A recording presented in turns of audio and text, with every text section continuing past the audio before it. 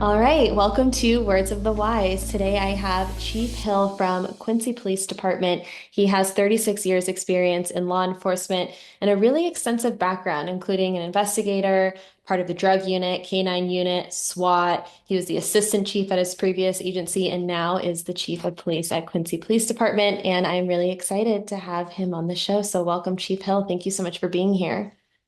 Thank you for having me. I'm really excited to talk. And like I said in the intro, you have an extensive background. You've been in this career 36 years. That's a really long time. I don't know if it feels like it's been a long time or if it's gone by really fast, but I would love if you could give us some more background on you and what those 36 years looked like. So yeah, 36 years in law enforcement. I started out my career in the United States Army as a military policeman. I'm not going to tell the year, but Mhm. you could probably figure it out from the operation. But my first live test as a police officer was during Operation Just Cause in the Republic of Panama. And so from there, just my career just kept going. I've done everything for United States Army CID Command as an investigator. I've been in military police combat units, and did the military working dog program for the United States Army. Um, and then also, and I didn't mention earlier, I was an Army drill sergeant in the Army Reserve. So my career kind of stints on the civilian side of law enforcement, because when I got into civilian law enforcement, I was able to do all those things too. Um, and so, my one of my mottos is that being a triple threat, if I could train it, if I can teach it, if I'm an educator in it, and if I'm a practitioner in it, then I feel that I'm a triple threat when it comes to my career. And so I try to instill that into a lot of young officers, especially ones that I teach at the police academy. So yeah, it's been a long haul, but yeah, I'm pretty satisfied with my career and where it has gone, and just looking forward. Hopefully, I can get another 10 to 15 years out of it. We'll see. That would be a long, long career, 10, 15 more years. I'm rooting for you Yes. though. I love that you said triple threat. Mhm. And I do think that it's really interesting because it's true. Like, it's one thing to be able to do it, it's another Mhm. skill set to be able to teach it. And I think there is a different level of understanding to be able to teach, especially teaching beginners something or someone who like doesn't have any experience. I've always said that like advanced people who already know these types of things, like maybe someone who's already an instructor in some way or whatever, are way easier to teach than someone who's brand new. So having that skill set to be able to do the thing, but also to teach the thing, I think is a really good thing to strive for because it does give you as an individual a deeper understanding of what's going on. Right, absolutely. I agree. So how did you handle the stress of all of those various assignments throughout your career? Because we know that I'm sure every assignment you've had, everything that you've done came with a different level of stress, different, I would say the stresses are probably different in each one. And so over 36 years, how did you personally handle the mental stress of it all? It's funny that you asked that. Initially, when I joined the military and went through different units and stuff when I was younger, I really didn't think about it. I said, okay, man, this is fun. I'm enjoying myself. I got to go to Europe. I got to go to Central America. And it was more the adventure. So I didn't realize that, later on in life that I was dealing with stuff that had took place, seeing fatalities of, crashes, being in combat. It was, it didn't really start to dawn on me that, I guess when I stopped and took a breath and said, wait a minute, I went through all this stuff and now I'm kind of, dealing with some of the stressors. So eventually what ended up happening is that I ended up having to go to the VA and actually, sit down and speak with a counselor. And, that really kind of helped me to try to understand what was going on because, when you have those things that take place, you want to still try to function. So you take Mhm. all of them and put them in a box, put everything in the box, put everything in the box, and you close that lid up, and you don't open that box no more until something happens or a traumatic incident happens, and then you lose control over that lid, and then everything comes out. And so it had got to the point where, my box was full. And I said, well, yeah, I need to go speak to someone about it. And it's for me, a lot of guys, will say, that's kind of a weak thing to do, but I didn't see it at that. I seen it as, hey, it's time for me to take care of myself because, I helped defend the whole country for 25 years and I still work in my community. And at some point, yeah, I'm gonna need some type of counseling or therapy or whatever to help cope with what I was dealing with. So that's kind of how I dealt with it. And so right now I'm doing pretty good. I feel that things are in perspective in what's going on in my life. Good. Yeah. And I think that it's one, it's important whenever you hear that, like, oh, it's a weak mindset, it's like, I think it's important to remember that, like, you're human. And Mm. no human can go through 36 years of traumatic event after traumatic event after traumatic event and not need some sort of, like you said, intervention or resources to help process those things because you're not meant to see those things on an ongoing basis. And so it is really important to have those resources and to be able to, you know, take those things out of the box. And I love that you said that because I think that we all do that. We all have experience with that, whether you're in law enforcement or not. I think that we tend to do that as humans of like shove things down, don't really deal with them, just posture up, keep moving, keep pushing. But I think especially in law enforcement, that is something that happens. And I've had so many conversations about the same thing where eventually that lid pops off and you're kind of forced to have to deal with it. And luckily you had the awareness to go and to seek those resources and that's helped you, extend your career to now 36 years, which if you didn't process those things and you kept going, who knows what have happened? Like maybe you wouldn't have had, as long of a career as you have now. So luckily you had that awareness to do that. And I don't find that weak at all. I actually find that really strong. How important, because I think when we talk about this, that's more of a reactive approach, right? And we, again, like I have experience with that too, where like your whole life blows up and you're like, oh no, or like, Mm. oh, shit, like we gotta we gotta deal with it now. Right, right. How important do you think it is for individuals who are younger in their career to take more of a proactive approach when it comes to wellness and try to get in front of some of those things before that lid pops off? Ooh, that's a multifaceted question there. So because I grew up in a different generation, just looking at this generation that's coming up now, not having some of the things that we had when we were growing up, because some officers come from single parent homes, that grew up in single parent homes, and we talked and so understanding that. And then, of course, with all the other variables that we have in place now with social media and stuff and how powerful that is, Mm. um, it's hard. It's hard to try to get them to stay focused on their mental state and how, it plays a part in what they're doing in law enforcement. So it's a different animal. It's a different animal today versus, like I said, when I grew up in the 70s, it was different variables was going on. We didn't have social media or Facebook or whatever. So yeah, it's different. It's definitely different. Yeah. I think about that sometimes too in a different context, but how beautiful was it to grow up during that time where there wasn't that added pressure or distraction? I think that social media is hard in general on mental wellness. I think, comparing yourself to other people, the negative comments that tend to happen, scrutiny that's happening on social media, but even just the extra layer of avoidance and numbing that happens with social media. It's like giving you an extra thing to not have to deal with the things that are going on in real life.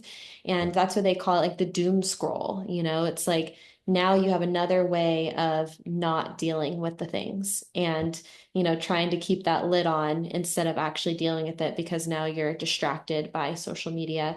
And then, of course, like if people are commenting and making negative comments about your profession or decisions that you made out on the field, then that adds that added pressure and stress to the career. So I agree with you that it's a different time and it's challenging. And I think that there has to be both. I think there has to be proactive and reactive measures when it comes to wellness.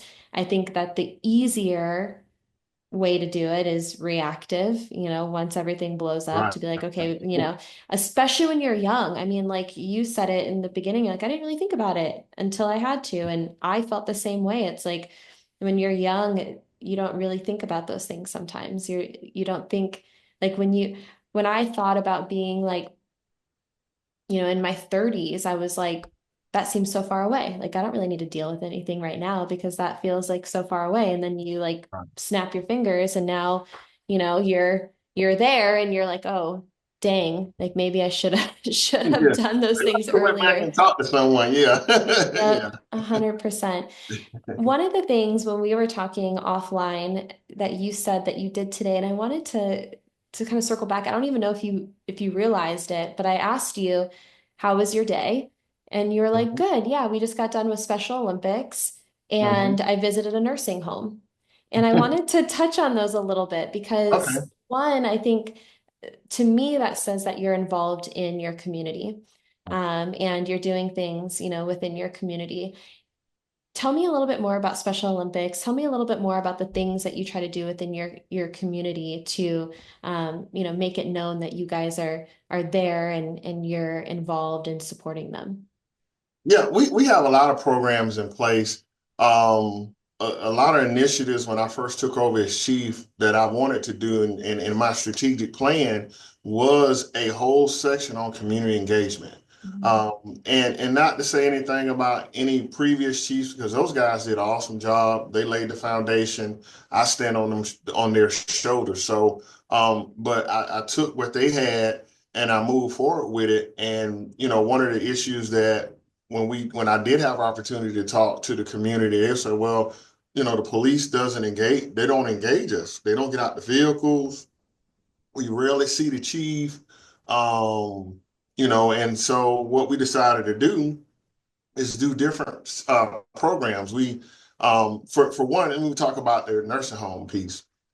So I got a call from one of the local nursing homes that they have this program that they're inviting other or they're inviting leadership to come in from the community. The chiefs, the sheriff, the commissioners, and so I was next in line, and I went there and I visited. And one of the things that the director was talking about was is bridging that gap, making sure that the state understands or the state of Florida understands that we do have a working relationship with the nursing home because think about it, we live in hurricane area, and I remember a couple of years back we had a situation where one of the nursing homes lost power, and there was some issues there. And so, to better suit that, one of the things that her and I talked about, and I ended up doing a emergency response plan for active shooter. That's one of the things that they have to do as far as keeping their certification. And so we walked around the facility. We looked at the generators. I'm sorry. We looked at generators. We looked at their. She talked about their plan as far as if something happened, a disaster, what precautions she would take, how she would set up her shifts and stuff. And so that was a very productive. a meeting and we're going to go back and do a tabletop exercise on active shooter, and then we'll probably look at doing something, for hurricane. But anything we can do as a police department just to let them know, hey, something happens, we're here. And so that piece was good. And then we had the torch run for the Special Olympics, and it of course, they run it through the state, and so they came through Gaston County today, and that was the big event. We had like 200 participants. Wow. The sheriff was out there. The local correction facilities for the Department of Corrections were there. And then the directors of the Special Olympics was there as well. And so that was a good event. We had some of the local school kids participate in that as well. And so I got up and, thanked everyone about that. And then, of course, tonight at 7, I have a Citizens Advisory Council, my second meeting. And again, another thing to bridge the community into the police department and just have a talk with them to see, what's going on in their neighborhoods, and then have them to understand what's going on with the police department, being a little bit more transparent, if you will. So those are just some of the initiatives that we have. We have the Power Engaged, where we send out surveys during police calls, and they get to grade us on our performance, as far as the dispatcher and the officer. So, and we take those seriously. And if anybody has issues, we respond back to them. We go and we talk to them. Well, what was the problem here? And we try to, again, have a little understanding. At least that way they understand that, okay, we care enough to call you back and Mhm. talk to you about it. So all these things, and even our chaplain program, we got that off the ground. And so even all these different programs, again, dealing with the community, having the community being able to come back and have a voice with us, and we have a voice with them, and not always showing up when something's going on. Let's be proactive or about it instead of being reactive. So, but yeah, that's some kind of how my day went.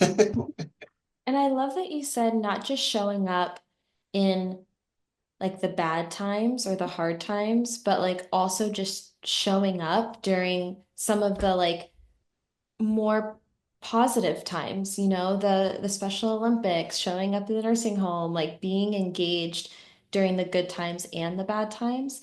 Mhm. How do you think that community support has helped with your officers' wellness? Have you noticed, by bridging that gap and having them more involved in some of the more positive things, that that's helped with a more positive mindset and mental wellness? I'll say it's a start because Mhm. again, this is something new to them. They're not used to getting that feedback, and we get a lot of positive. I think our they call it a citizens positive satisfaction score. It's a CPSS, and at one point we was like 98%, and then we kind of dropped down. It just depends on how they answer. But we've been in the 80s, between 85 and 90, for the last several months. And that's including our dish, because they grade the call taker and they grade the Mhm. officer, and then they do it overall. And so we've been doing pretty good, and it's just something new to them. And again, with training, we got to explain to them, hey, this is what we're getting, this is the feedback we're getting, and then we kind of, put that into our training piece, our briefings, and just, even with our counselings that we do monthly, just to try to get them in a mindset that, hey, this is kind of new.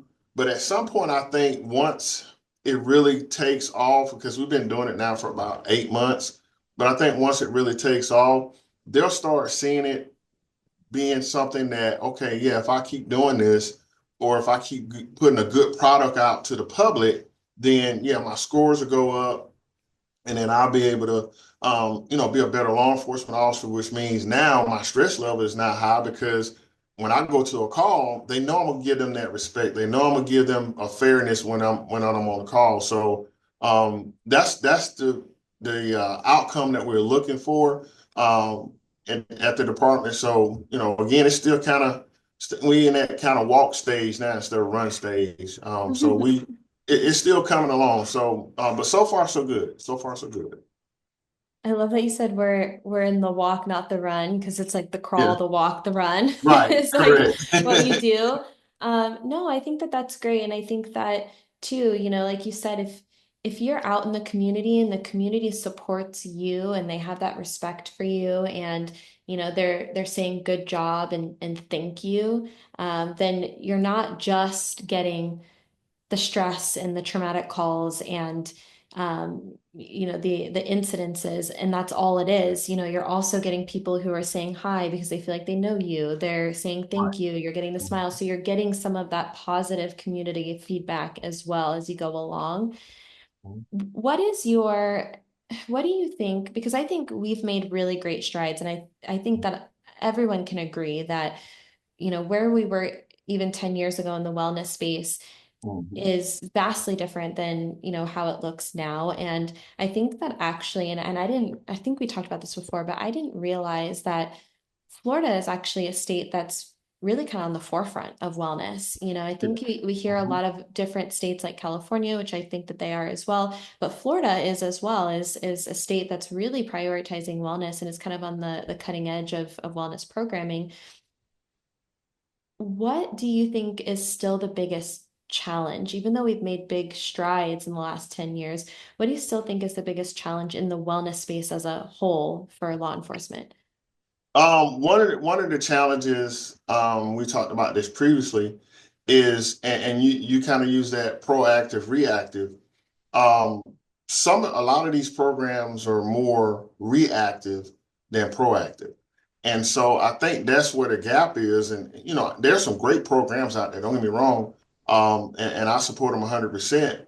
But at the same time, what are we doing to be more proactive and identifying these things before they get to a point where now we got to move that officer off out of the field and get them help and get them situated. Because what if that damage that they get from being stressed out or going through a traumatic event, what if that's permanent? And then at that point, we're looking at some other serious issues there. But I think that's the biggest thing is just being in a proactive sense where we can identify it before it takes place. And I know when we talked a little bit offline, when it comes to building out the wellness programming for your agency, I know that you really take a specialized approach. And what I mean by that is that you're really not trying to just check boxes. You're really trying to figure out what are the needs of your people and how can you support those needs. What are some of the things that you've already done and some of the things that you're looking at doing within your wellness programming for your agency? So taking that ideal of being more proactive, recently I got a call from one of our vendors from NeoGov, and I'm gonna shoot his name out there. He's gonna get me, but I told him I was gonna do it. But his name is Taylor Rapp. And he works for the Power DMS NeoGov platform, and he sells other platforms. And he showed me or demoed a software suite that had one particular item in it that I thought was very unique, and it was the piece that I was looking for in that being proactive.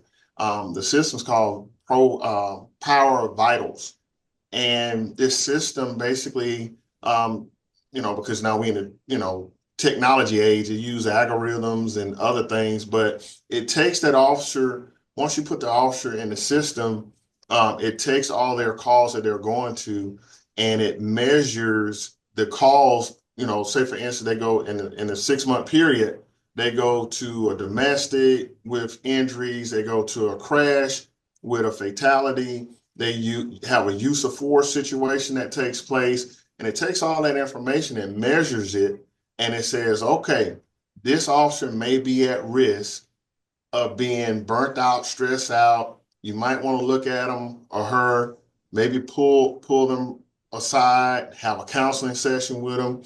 If the numbers are real high, maybe give them an admin day, maybe do a retreat or do something to get them back in the sense, okay, and we identify that, you've been to all these stressful calls and we want to do something to make sure you understand that, that we care about what you're doing, and we want to make sure that your wellness is intact. So Yeah. that was the piece that I was missing. And when he showed me that, you know that thing when you take out your credit card and hit it on the on the desk, I was ready to buy. I was like, come on, but yeah, if once we get that and we put it into play, I got a feeling that it's just going to be a game changer for us.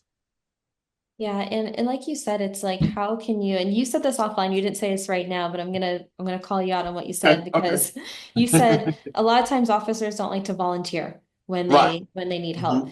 And I kind of chuckled at that a little bit because I have a lot of experience with that. And so I know that mentality of, I walk into a room and I'm like, hey, does anyone have questions? And it's like crickets, or like, hey, like raise your hand if this, and it's like no hands. So when you Right. said they don't like to volunteer, I'm like, yes, I've understand that.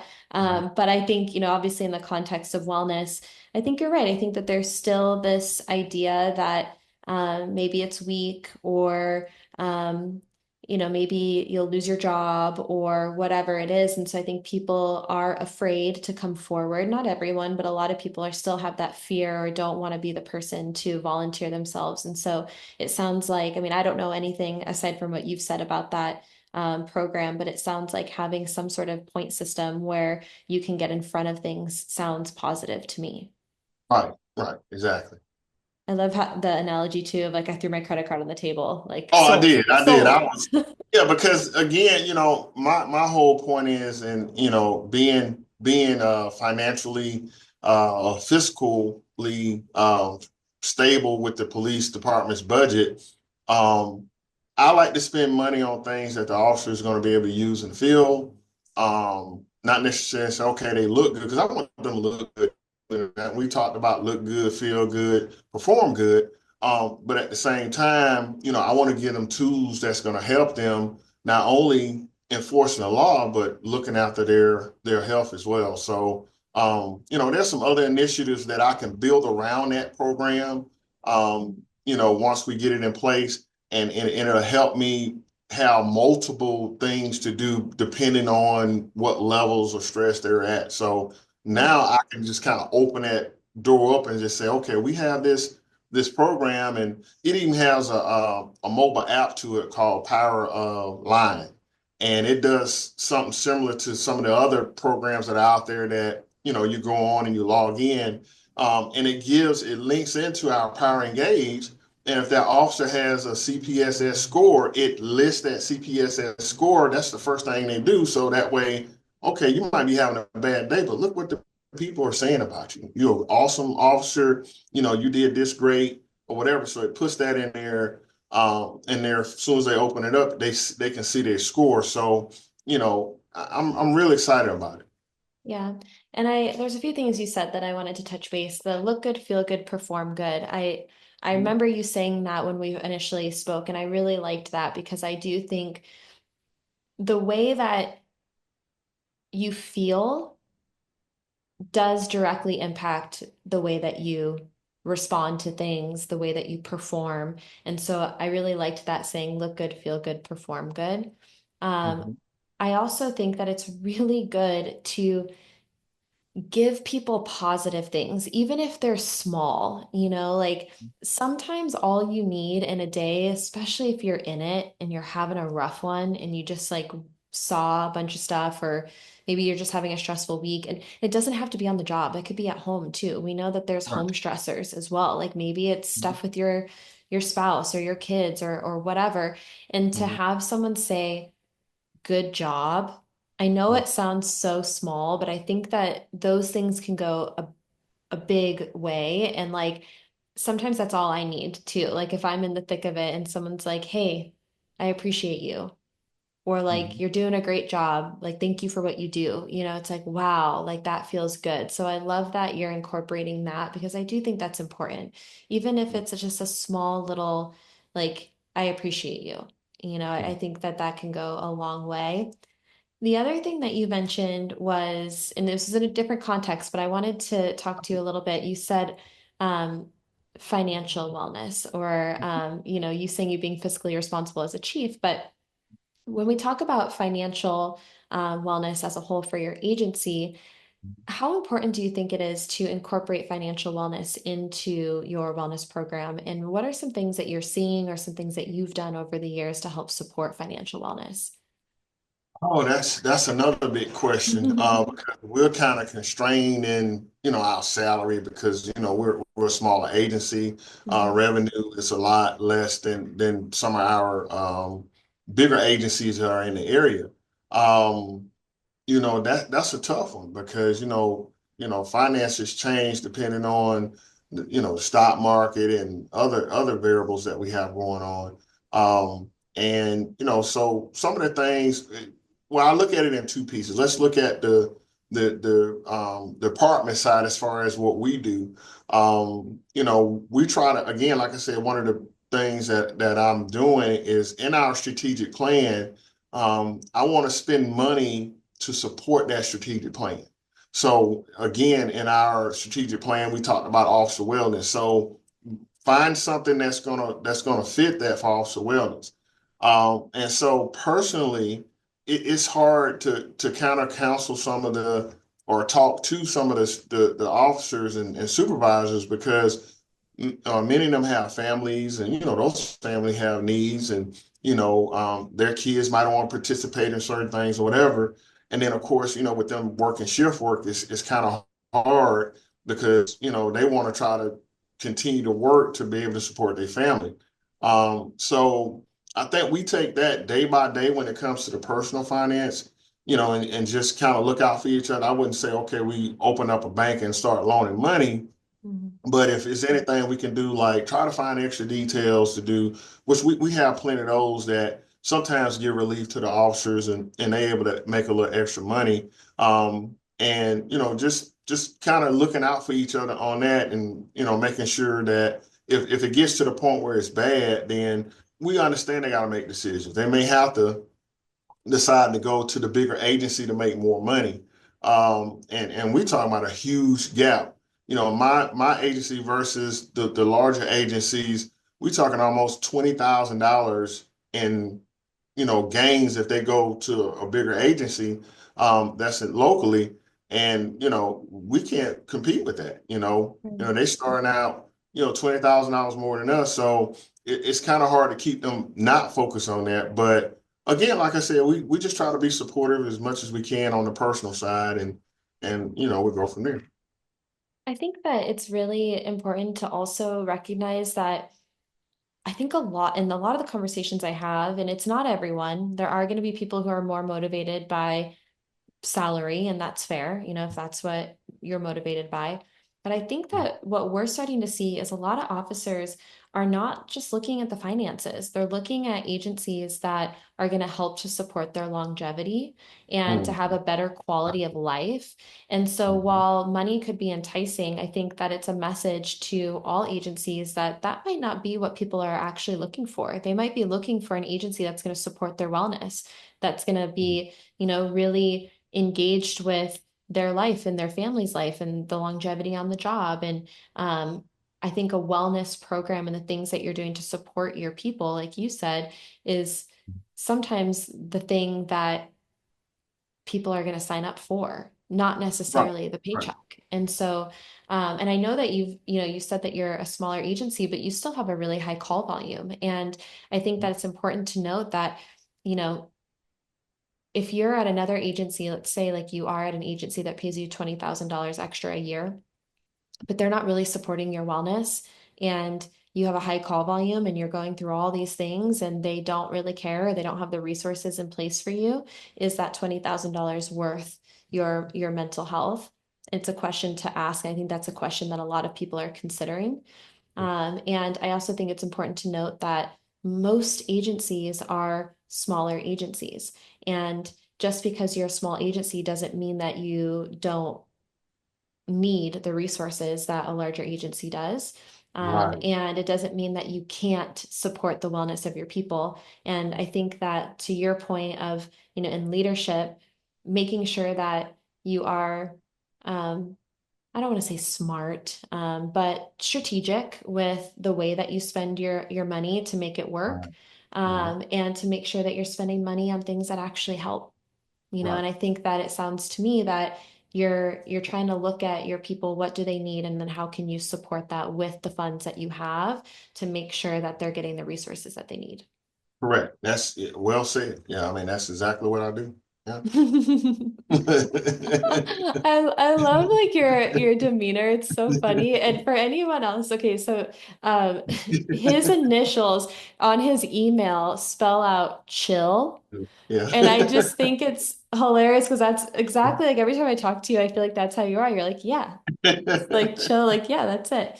Yeah. Um, I blame that on my mother. Yeah, I blame it on her. My name is unique. Just a side note, she actually named me after a character on this TV show called The Flying Nun back in the 60s and 70s. So, it was a character on there named Carlos Antonio Rodriguez or whatever. And so she liked the sound of Carlos Antonio. So that's what I got. And so I love my that. last name is Hill. So for our email, they use your first initial, your first name, and then your last name. And so Yep. mine's just to be Chill, and then you put them together and it's chill. Chill. Yeah. Yeah. Isn't there, and I know this was like such a side note, but isn't there a scene, I think it's in like Princess, I don't even remember the name of it. I'll have to find it. But he's like, my name is Carlos Antonio something something, and he's like, um, I'm gonna send it to you. I'm gonna find it. I'm gonna send Okay. you the Yeah, links. send I it to think me. because it's a comedy, Right. Princess Bride. Have you seen Oh, I Princess had to go see Bride? it. I hadn't seen it. Yeah. Okay, I think it's from like the 80s. I'm pretty sure there's a scene where Okay. he says something like that, and that just reminded me. I have one more question for you before we sign Sure. off, and then if there's anything Sure. we missed, I'll let you take the floor. But what words of advice would you give to someone who's earlier in their career in the context of wellness? Maybe something that you wish you would have known earlier, or maybe something you did throughout your career that helped you. What words of advice would you give to someone who's earlier in their career? Something I just learned recently, and I'm still struggling with this: work-life balance. Mm. Work-life balance. And it's like those words don't even go together, but they kind of do. Work-life balance. And so I would say to someone starting out is have a plan in place for your work, your life, balance of, how much work you do versus how much relaxation that you do. Don't always look at it as, okay, I got to work, work, work, work, work. And then, you give 90% of work and you give 10% of your life and not paying attention to things that are going in your life, like your finances, your family, because you only have one family, you only have one mom, one dad, you might have kids. You got to give them that attention. You got to give them that time. And so one of the things I had to learn, I'm still learning, and it's kind of hard being a chief because everybody calls you for everything, and just being able to know how to separate that. Now, I'm not telling them to do this, but this is just me. I'm a big sci-fi fan, so and people that's gonna see this are gonna know, and they're gonna start laughing. 2 hours out of every day, from Sunday through Friday. I skip Saturday because it doesn't come on Saturday. Big Star Trek fan. I love Star Trek, the original series, Next Generation. Um, and so 2 hours every day, I go on my back porch and I watch Star Trek, the first episode and the Next Generation. And I don't like to be called. I don't want to talk on the phone. That's my time to relax. That's my time. This shit because I love Star Trek. Captain Kirk is my hero. Um, and I like doing it, and I find I can sit there and watch one episode 20,000 times and it never gets old. That's just my release. So that's my balance. And then like I said, I call my mother every morning, or most of every morning. Sometimes I can't because I get busy getting out to bed, but just spending time with my family. So just having that balance between work and life. If you coming into this field, you need to make sure that happens because you'll look up one day and you working so hard that your family is getting neglected, or your life is getting neglected, and then you're going to start having problems with it. So if you can find that balance, then you're doing great. Thank you. I appreciate that work-life balance. And Chief Hill is a Trekkie. Yes. Yes. Well, I love that. And I think it's, it's like finding what works for you is kind of the message that I saw in that is like find the things that bring you joy, whether that's Star Trek, being with Mhm. your family, calling your mom every day. Find things for you that are going to help you to decompress, to Mhm. find joy in your life outside of work. And when you're at work, work hard and do the best that you can. But when you aren't and you have that time to decompress, find the things that bring you joy. And I love that you found the thing that allows you to Mhm. relax and brings you joy. Yes. And I think that it doesn't have to be overly complicated. I think that sometimes we all like, think to ourselves that we don't have time or we don't know what to do. And sometimes it's the simple things in life that can, contribute to your mental wellness, like calling your mother or Mhm. sitting down and watching your favorite show for an hour as a way to, find that relaxation. So I appreciate your words of wisdom and your advice. We have a few minutes left. Is there anything else that you want to add? Anything else that we missed? Uh, I know he's gonna get me. So I have a 23-year-old son, I would he'll probably get me if I don't mention him. So he's part of that as well.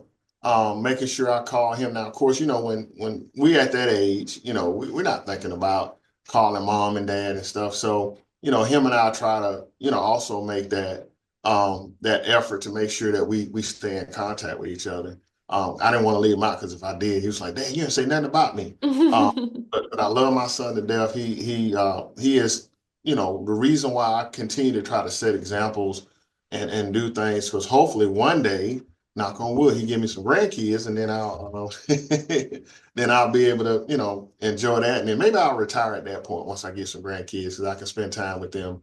But I would say in closing, I appreciate you reaching out to me. This is awesome.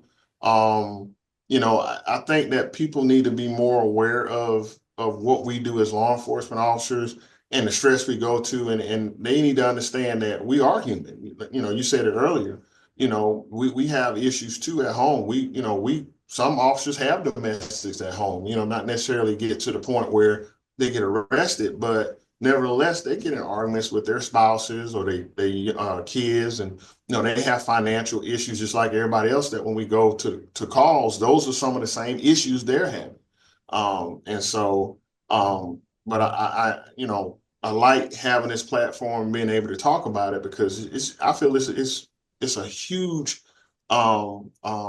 thing that we need to start doing and it's very important. So thank you. Thank you. I appreciate that. And, the goal is, I think the more conversations we have, the more we can normalize everything.